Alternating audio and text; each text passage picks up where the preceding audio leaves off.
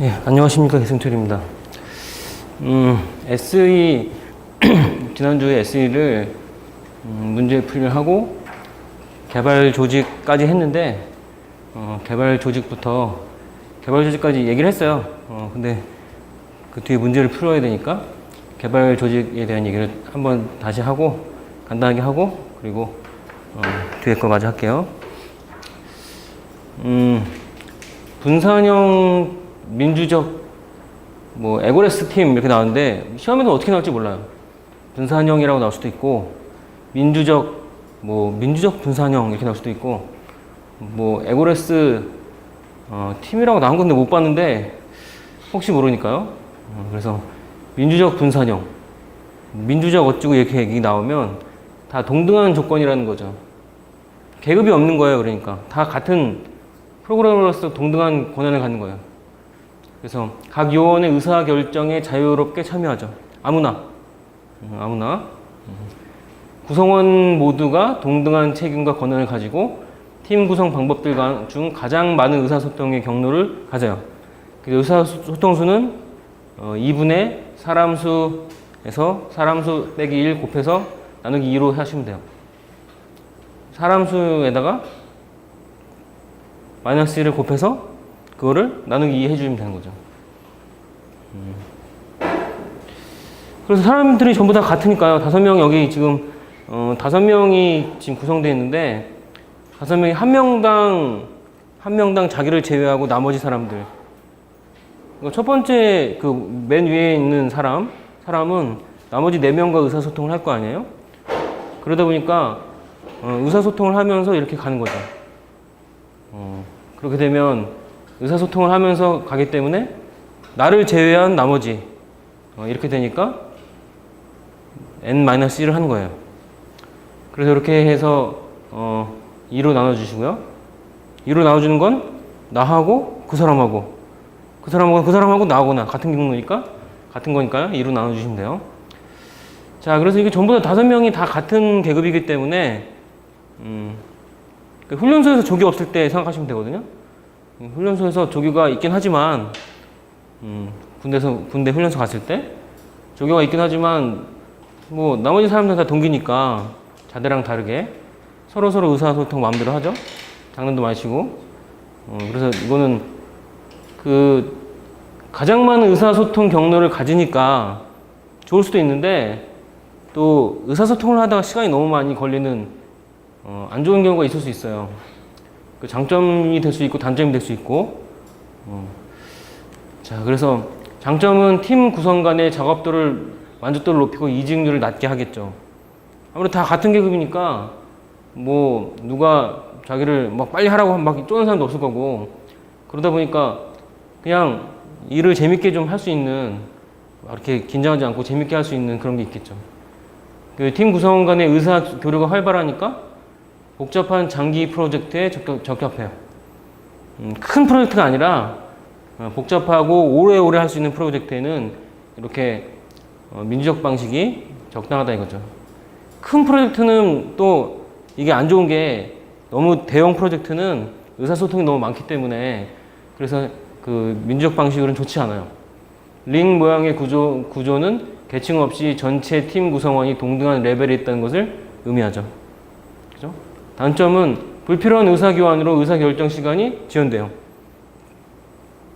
그럼 다 같은 계급 사람들만 모였으니까 쓸데없는 소리도 많이 하고 그렇게 시간이 그냥 가버리는 경우가 있을 수 있어요.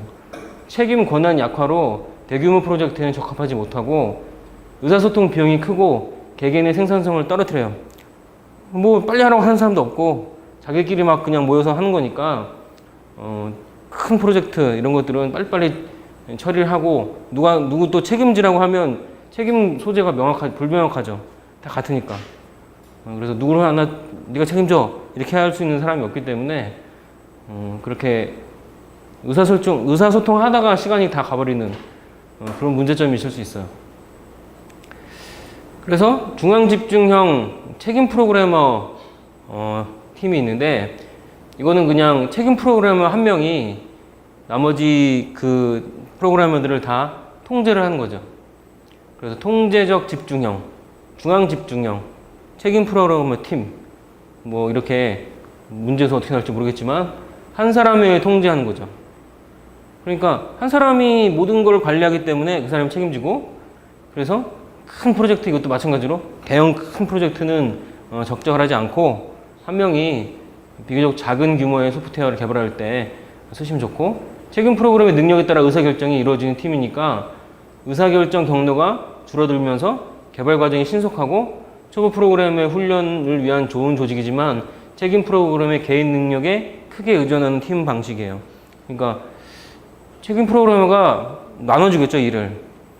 뭐 프로그래머 되시면 나중에 어떻게 일을, 공무원이 되시든 프로그래머가 되시든 일단 그 팀장 자리 같은 데 가면 그 밑에 사람들 나눠주죠. 이거 하고, 너 이거 하고, 넌 이거 하고, 이거 하라고 이렇게 나눠주는데, 나눠주다 보니까, 나눠주면서 이렇게 빨리빨리 하라고 이렇게 하다 보니까 초보 프로그래머에게 훈련을 시키긴 좋은데 그 사람이 능력이 없으면, 책임 프로그래머가 능력이 부족하고 그 다음에 카리스마 좀 있어야 돼요 또. 그래야지 이제 그걸 안 하면 야단도 치고 뭐 약간 그렇게 해야지. 안 그러면 너무너무 착한 책임 프로그래머 같으면 그 밑에 사람들이 해오라고 했는데 못하면 다 내가 해야 돼. 프로젝트를 시간에 맞춰야 되기 때문에 내가 책임 프로그래머인데 좀 빨리빨리 이렇게 그거를 못했다 이러면 결국 하다가 답답하니까 내가 하게 되고, 그러면 내 일만 엄청 늘어나고 밑에 사람은 놀고, 이런 경우가 발생할 수 있어요. 그러니까 그걸 이제 막 안 하면 막 뭐라고 하고 이럴 수 있는 그런 거에 돼야 되는데, 책임 프로그래머 개인 능력도 떨어지면 굉장히 곤란하죠. 통솔도 안 되고 뭐 그걸 프로그램 만들 능력도 없다, 책임 프로그래머가. 그러면 이게 프로젝트가 올바르게 마무리되기가 어렵죠. 장점은 책임 프로그래머 리드에 따라서 의사결정이 이루어지기 때문에 의사결정 경로가 짧아져요. 그냥 잘 들으세요 한 다음에 이거 하세요. 그리고 끝이니까 당연히 의사결정이 빨라지고, 그렇겠죠? 경로가 짧아지고 프로그램 개발 과정이 빠르겠죠? 신속해지겠죠? 뭐 넌 이거 했는데 저거 했는데 막 이렇게 민주적으로 하는 게 아니라 이거 하세요. 그리고 끝이니까 프로그램 개발이 빨리 이루어져요. 단점은 책임 프로그램의 기술적 관리적 능력에 민감하죠.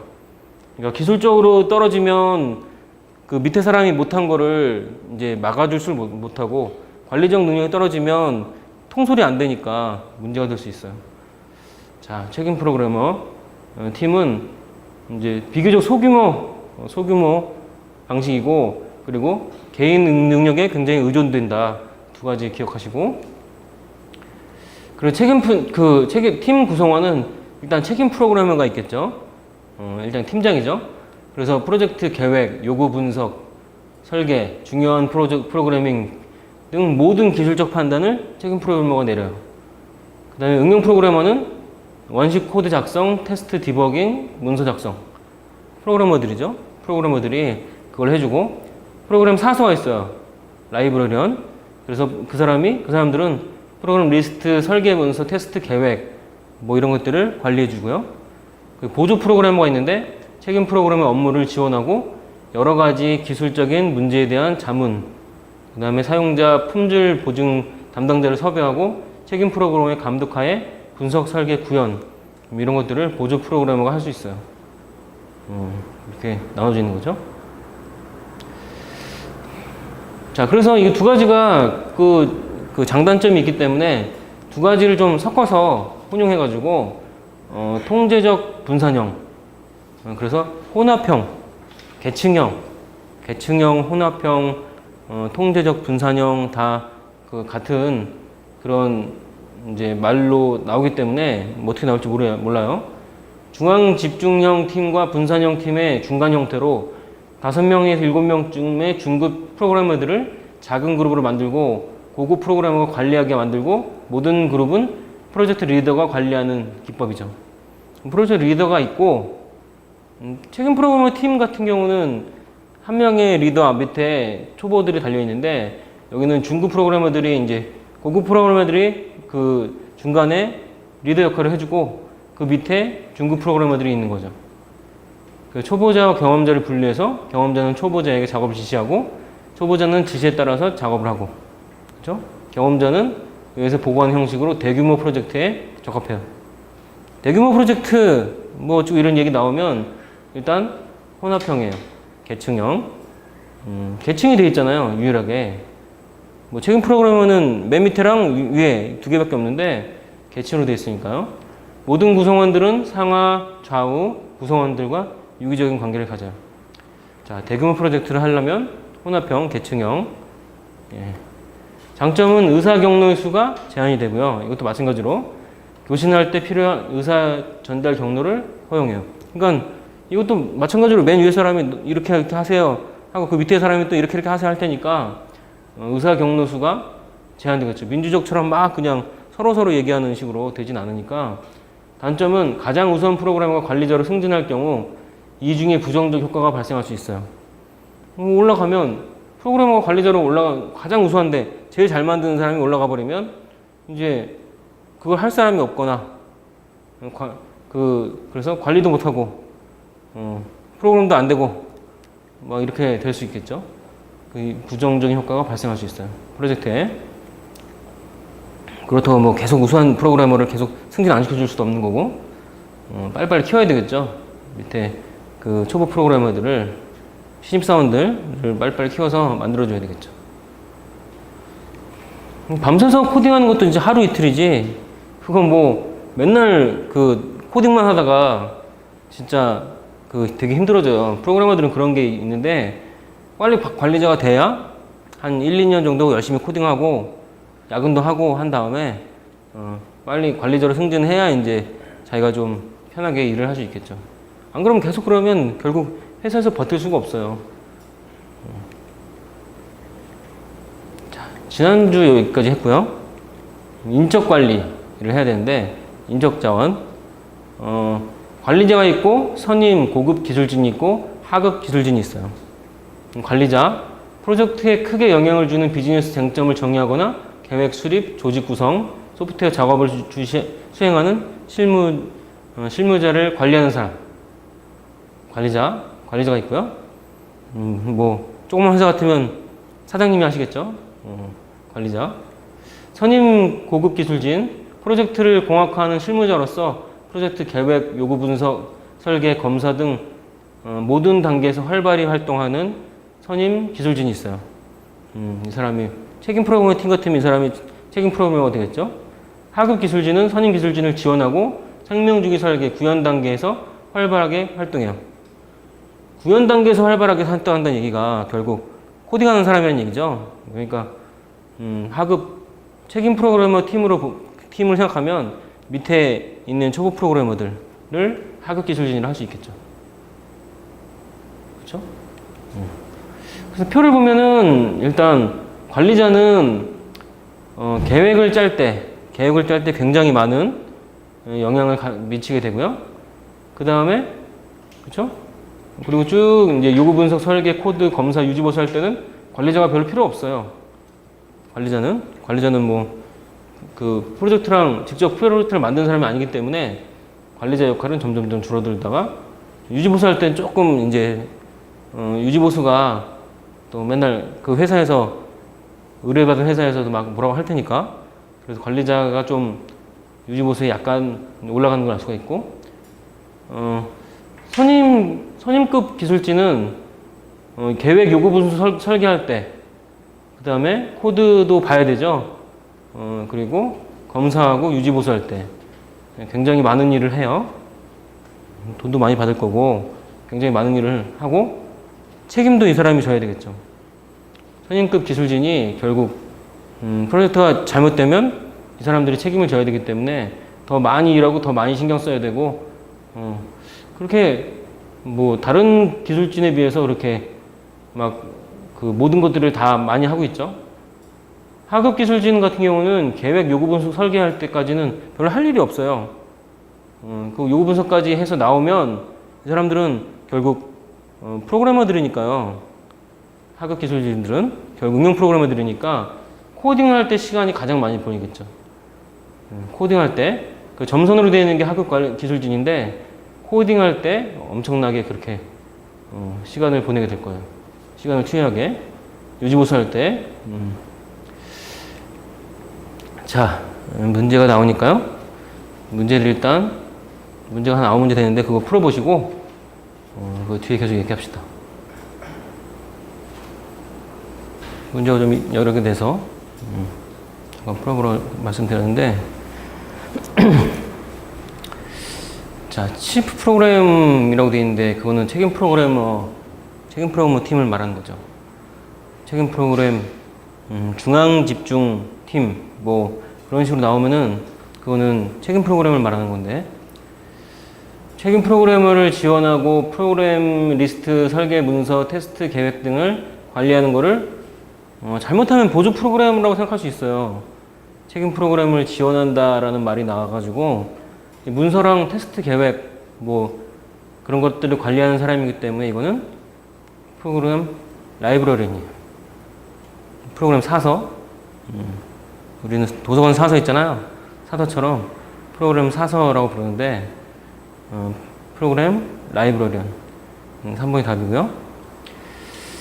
치프 프로그래머 팀의 구성 요소가 아닌 것은 그랬어요.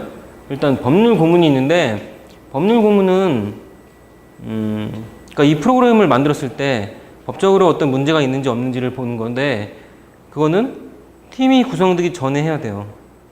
그리고 팀 다 짜놨는데 지금 프로그램 만들겠다고 그 팀을 다 구성해놨는데 그때서 법률 고문을 데려다가 이게 이 프로그램이 법적으로 내가 만들었을 때 법적으로 이상이 있는지 없는지를 검토하는 거는 이미 늦은 거죠. 일단 법률이 통과 안 되면 만들 수가 없죠. 법적으로 문제가 있다든가 너무 통과되기가 어려운 내용이 들어있다든가 아니면은 게임 같으면 뭐 너무 잔인하다든가 그런 거죠. 그리고 남의 거를 베껴왔다든가 뭐 그런 것들을 할 수가 없으니까 그래서 1번이죠.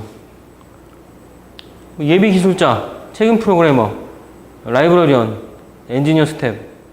뭐 아까 위에 뭐 이렇게 봤잖아요. 봤을 때는 없는 사람들도 있는데 법률 고문은 특히 필요가 없어요. 팀이 이루어지기 전에 해야죠. 다음 보기 특성을 갖는 개발팀의 유형은 무엇이냐 이랬는데 초보 프로그래머를 훈련시키기에 적합한 방법이다. 뭐 1번 보고 딱 알겠죠? 개인의 능력과 경험에 의해서 프로젝트의 성패가 좌우될 수 있다. 보조 프로그래머 역할이 애매하다. 그쵸? 이거는 책임 프로그래머 팀이죠. 개인의 능력, 책임 프로그래머의 능력에 따라서 프로젝트가 잘못될 수도 있고 잘 될 수도 있고 초보 프로그래머나 보조 프로그래머나 뭐 그렇기 때문에 보조 프로그래머의 역할이 애매하죠.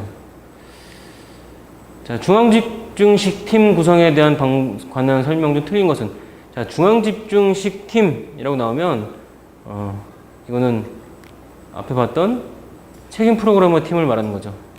책임 프로그래머 팀이 중앙집중식 팀이에요. 그래서 소프트웨어 개발을 중앙집중형으로 관리하는 방법에는 책임 프로그래머 팀이 있다. 처음에 나오는데요. 프로그램 사서는 프로그램의 리스트, 설계, 문서, 테스트, 계획 등을 관리한다. 그렇죠? 중앙집중식 팀 구성은 한 사람에 의해 통제할 수 있는 비교적 소규모 문제에 적합하다. 책임 프로그래머가 해야 되니까요. 큰 프로젝트는 이제 적당하지 않죠. 보조 프로그래머는 요구 분석과 설계 중요한 부분의 프로그래밍 및 모든 기술적 판단을 내린다. 자, 요구 분석 설계 및 중요한 부분의 프로그래밍 및 모든 기술적 판단은 책임 프로그래머가 해야 되겠죠. 보조 프로그래머가 이런 모든 기술적인 판단을 내릴 수가 없죠. 그러면 자기가 팀장 해야지, 그죠? 팀장이 갖춰야 될 내용이 아닌 것은 동기부여. 사람들한테 어떻게 왜 빨리 해야 되는지 빨리 일할 수 있도록 동기부여하는 거죠. 조직화. 조직을 잘 만들어서 갖춰야 되고 아이디어나 기술 혁신, 최신 기술 소유. 자, 이게 아이디어나 기술 혁신과 최신 기술 소유가 같은 의미라고 생각하시면 안 되죠. 아이디어나 기술 혁신이 꼭 최신 기술은 아니니까 최신 기술 모든 프로그램을 최신 기술로 만드는 건 아니기 때문에 꼭 갖춰야 될 내용은 아니에요. 최신 기술을 물론 계속 프로그래머가 자기를 자꾸 최신 기술로 갈고 닦고 노력을 해야 되지만, 꼭 모든 최신 기술을 소유할 수도 없고, IT가 너무너무 빨리빨리 발전하기 때문에 모두 소유할 수도 없죠. 다음 보기의 특징을 갖는 개발팀의 유형은 무엇이냐? 소프트웨어의 구조를 계층적으로 나눌 때 적합하다. 자, 계층적이라는 말이 나왔어요. 그러면 계층적이라는 말이 나오면 그거는 혼합형이죠. 기술 인력이 담당함으로써 관리면에 문제가 발생할 수 있다. 초보자와 경험자를 분리해서 경험자가 초보자를 지시하는 형태이다. 자, 이렇게 나왔는데, 일단 2번은 그 중앙집중식 팀도 해당이 되지만, 일단 계층형이라고 나왔기 때문에 혼합형이에요. 혼합형, 혼합형, 분산형 이렇게 나오는데, 분산형이라는 말이 나오면, 없으면 여기 혼합형이라는 말이 없으면 분산형이 답인데, 말이 그렇게 애매하죠? 어쨌든 계층형 하면 혼합형이니까, 혼합형, 분산형 이렇게도 불러요. 그래서 그 문제를 잘 읽어보시고 푸셔야죠. 괜히 그 쉬운 문제 틀리지 마시고. 자, 멘타이라는 사람이 세계의 소프트웨어 공학팀 중에서 DD를 적용하기에 가장 적합하지 않은 것은 그랬어요. DD는 민주적 팀이거든요. 민주적으로 만드는, 그죠? 그래서 다 똑같은 공평한 그런 첫 번째 나왔던 팀, 그거죠. 작업의 난이도가 높을 때, 같은 동기끼리 하는 거죠. 프로젝트 규모가 대규모일 때, 여기서 답이 나왔네요. 팀 존속 기간이 장기간일 때는 누가 뒤에서 계속 쪼는 것보다 그 동기들끼리 같이 하는 게 더 팀워크가 오래 갈 수 있어요. 신뢰성이 높을 때. 자, 어쨌든 간에 답은 2번이죠. 대규모일 때는 무조건 혼합형 생각하셔야 돼요. 혼합형. 작을 때는 이제 책임 프로그래머 팀이고, 그리고 복잡하고 장기적인 프로젝트일 때, 이럴 때는 저 DD를 쓰죠. 민주적 팀. 프로젝트 팀을 구성할 때는 많은 사항들을 고려되어야 하는데, 이들 중 팀원 간의 교환 경로의 수는 프로젝트는 수행에 많은 영향을 미쳐요. 그냥 막 얘기만 하다가 그냥 끝날 수도 있거든요. 그렇다면 민주주의적 팀의 인원이 10명이라면 의사 교환 경로 수는 얼마냐 이래는 물어봤는데, 공식이 있었죠. 이 공식인데, 경로 수는 2분의 n 곱하기 n-1이에요. 그러니까 여기다 넣어보면 10 곱하기 9 나누기 2죠. 그래서 45인데, 아까도 잠깐 얘기했지만, 혹시 공식이 기억이 안 나더라도, 공식이 생각이 안 나더라도, 일단 10명이서 의사소통을 하면 9명이랑 할 거예요. 그쵸? 10명이서 의사소통을 하는데 나는 빼야죠. 나는 빼고, 내가 이 사람이랑 이 사람하고 저 사람하고 저 사람하고. 그래서 9명이랑 하겠죠. 9명이랑 하니까, 10명이 9명이랑 하니까 90개의 경로가 나오는데, 내가 A라는 사람이랑 의사소통하는 거랑 A가 나랑 의사소통하는 게 같은 경로예요. 주고받는 거니 같은 경로죠. 그러니까 나랑 그 사람이랑 같은 경로니까 경로 수가 하나로 두 개로 보면 안 되죠. 하나로 봐야 되겠죠. 그래서 나누기 2를 하는 거예요. 내가 잘 몰라도 내가 10명 안에 들어있다 그러면 9명이랑 의사소통해야 되고, 그 다음에 9명이랑 해야 되니까 각각 9명이씩이니까 90개일 거고, 그리고 경로가 주고받는 경로니까 나누기 2를 해야 되겠죠. 그러면 45가 나올 거예요. 여기 또 마침 그 문제에 90이 없잖아요. 90이 있으면 헷갈릴 텐데 90이 없으니까 나누기 2에서 푸시면 되겠죠. 관리자의 참여도가 가장 높은 단계는, 앞에 보셨죠? 관리자는 설계, 구현, 테스트, 유지, 보수는 선임급 프로그래머들이 하죠. 그러니까 관리자는 계획 분석할 때만 참여해요. 앞에 우리 얘기했죠? 표를 보시면 이 표죠? 관리자는 맨 처음에 계획할 때, 요구 분석, 요때, 뭐, 이제 팀 의뢰가 들어오면 이제 앉아서 이렇게 얘기할 거 아니에요? 서로? 그럴 때 이런 걸 해야 되고, 뭐 이런 걸 해야 되고, 뭐 그럴 때는 이제, 옆에 관리자 계시지만, 관리자가 직접 코딩하고 이런 걸 하는 거 아니니까, 결국 설계, 코드, 검사, 유지, 보수는, 기술진들이 해야 되겠죠. 관리자가 해야 될 일은 계획할 때 밖에 없어요. 그죠? 그러니까 1번이죠. 계획 및 분석 단계.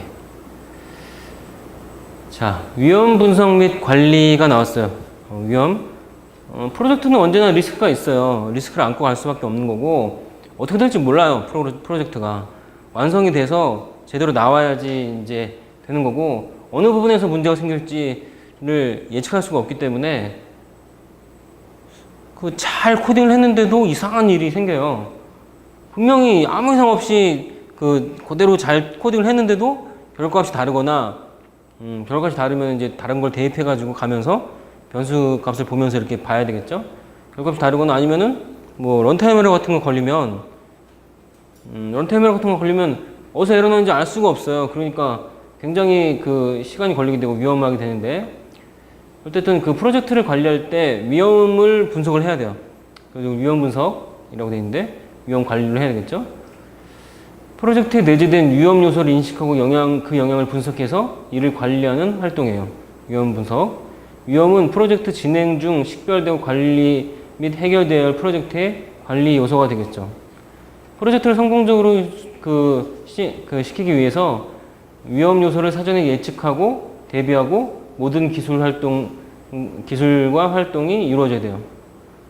그러니까 어떻게든 위험을 피해가면, 위험이 일단 닥치면 그거는 해결할 때 비용이 많이 들기 때문에 일단 어떻게든 위험을 피해갈 수 있도록 해야 돼요. 위험이 안 생기도록 해야 되겠죠.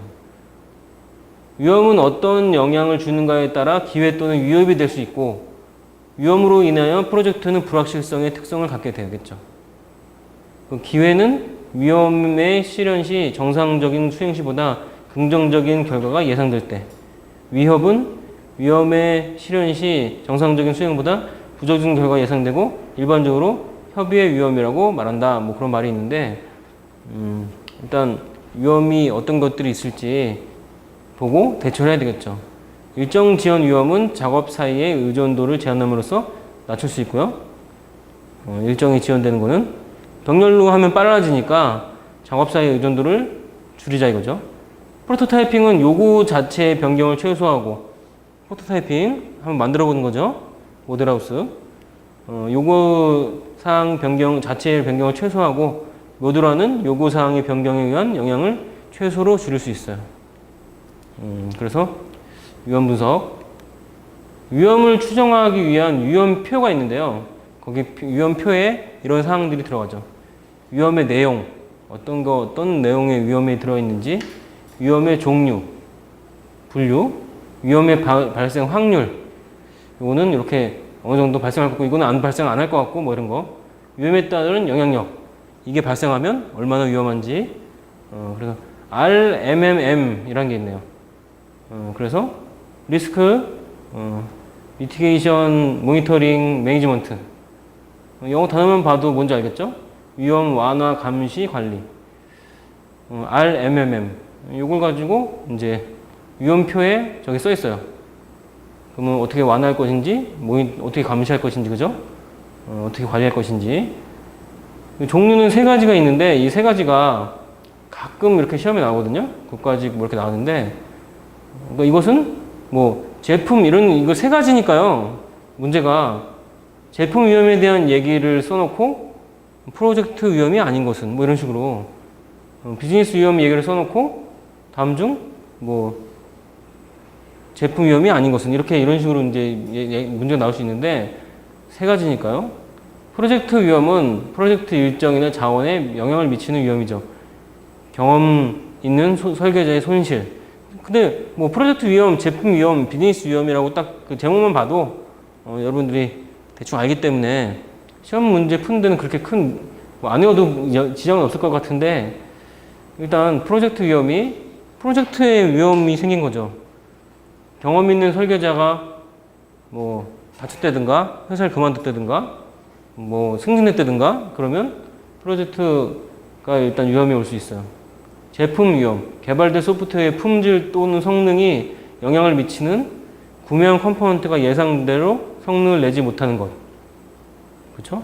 프로그램을 모든 그 코드를 다 작성하는 게 아니라 사오죠. 사와서 이제 컴포넌트를 구매해가지고 라이브러리를 구매해가지고 그거 가지고 코딩을 하는데 좋은 줄 알고 사는데 이게 그 성능이 안 나와요. 그러면은 그걸 다시 개발해야 되거나 그렇게 되는 경우가 발생할 수 있겠죠. 그래서 뭐 게임 회사 같으면 게임 엔진을 자체로 만들기가 쉽지가 않거든요. 우리나라에서 게임 회사들이 게임 엔진을 뭐 만들었다 하는 거는 대부분은 외국에서 사온 거예요. 게임 엔진을 사와서 거기다가 뭐 막 추가해가지고 이렇게 만드는데 게임 엔진 같은 걸 사왔는데 성능이 그렇지 못하다 이거죠. 그래픽 성능 이런 것들이. 그래서 게임이 제대로 구현이 안 돼요. 그러면 제품이 제대로 나올 수가 없으니까 제품 위험이 생길 수 있겠죠. 비즈니스 위험은 소프트웨어를 구매하거나 개발하려고 하는 조직에 영향을 미치는 위험이에요.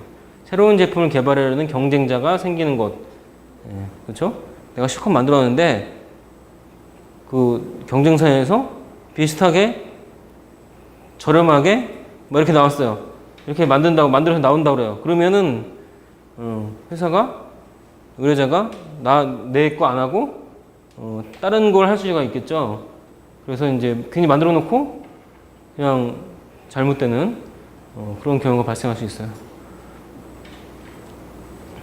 자, 그래서 일단 프로젝트 위험이 4가지가 있고 그 다음에 프로젝트 및 제품 위험이 3가지가 있고 비즈니스 위험이 2가지가 있네요.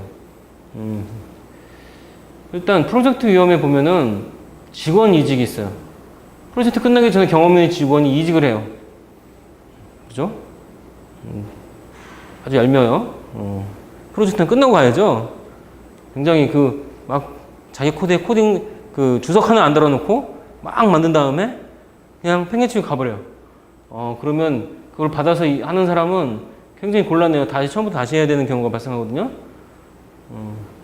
그리고 관리 변경. 상이한 우선순위를 가지고 조직의 관리를 변화가 발생해요. 관리자가 바뀌거나 관리가 변경돼서 새로운 사람이 관리자로 오면 어떤 일이 생기냐면 그걸 보고 이거보다 이게 더 우선순위가 높은데? 그렇게 되는 거죠. 얘를 먼저 해야지. 이렇게 되면 일정 짠 것들이 다 이렇게 바뀌어요. 그러면 또 꼬이죠? 꼬일 수가 있어요. 그래서 처음엔 그 관리자들은 오면은 항상 자기가 기존에 있는 사람보다 더 잘한다 이걸 보여주기 위해서 기존에 했던 사람들을 좀 이렇게 하고 자기가 자꾸 바꾸려고 하는 경향이 있어요. 일단 하던 프로젝트는 끝내놓고 그래야 되는데 그럴 때는 위험이 되겠죠. 하드웨어 활용 불가능. 프로젝트에 필수적인 하드웨어가 일정대로 전달되지 않아요. 하드웨어가 컴퓨터가 없어요. 개발해야 되는데 그렇죠? 당연히 문제가 될 거고 그 다음에 케이스 도구 성능 미비. 갑자기 밑에 써 있는데 케이스 도구가 이제 개발 도구를 말해요. 뭐 C 같으면은 이제 비주얼 스튜디오 그런 거. 그런 것들을 프로젝트를 지원하는 케이스 도구가 예상한 대로 실행되지 않을 때 괜히 문제가 생기고 뭐 이상하게 바뀌어가지고 버전업 되면서 이상하게 바뀌어가지고 기존에 했던 그 함수들이 동작을 안 하고 그런 경우가 있어요. 그런 거 있게 되는데 뭐 보안 때문에 그런다 그래가지고 뭐 스캔F 같은 거 그런 것도 갑자기 스캔F 바이어스를 써야 되고 그런 경우가 발생했는데 그럴 때는 이제 뭐 프로젝트가 그 케이스 도구가 동작하지 않는 건 아니지만 예상대로 실행되지 않을 때 문제가 될 수 있겠죠.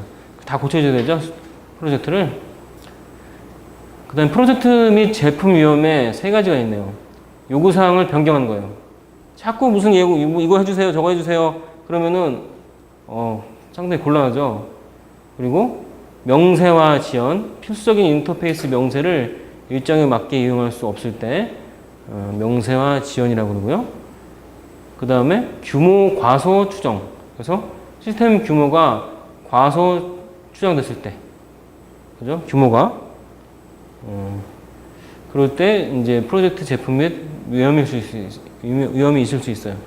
비즈니스는 내부적인 게 아니라 외부적인 거죠. 그래서 기술 변화, 새로운 시스템에 구축한 기반 기술이 새로운 기술로 대체됐을 때, 나 그거 안 한다고 의뢰인이 그러면 다르게 해주세요 이러면 안 되겠죠? 시스템이 완성되기 전에, 제품 완성이죠? 시스템이 완성되기 전에 경쟁 관계의 제품이 시장에 출시됐어요. 더 저렴하게. 예, 그럼 난리 나죠? 내 걸 쓰지 않으려고 그랬죠? 그럴 때 위험이 발생한다고 할 수 있겠죠. 자, 시간이 50분 됐으니까 잠깐 10분 쉬고요. 뒤에 마저 이어서 합시다.